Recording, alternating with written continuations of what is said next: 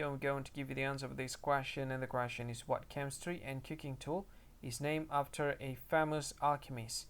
Well, now I'll give you the answer for this question, and the correct answer for the question is Bain Mary. So that is the answer for the question, Bain Mary. That's the answer. Hi, thank you so much for watching this video. If you find this video is very useful, you can help this channel to grow by subscribing this channel. Please this subscribe button and don't forget to like this video.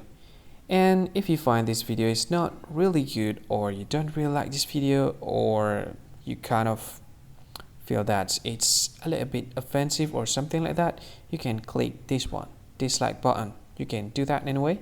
And if you want to share this video with your friend, you can share it by clicking this share button, and you can share it to any social media that you wish that is currently available at this time, like Facebook, Twitter, LinkedIn, and many others.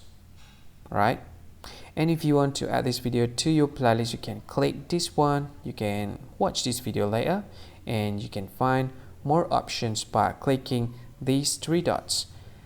And yeah, don't forget to subscribe. I think that's all of it. Thank you so much for watching this video, and see you again in another video. Bye bye. See you again.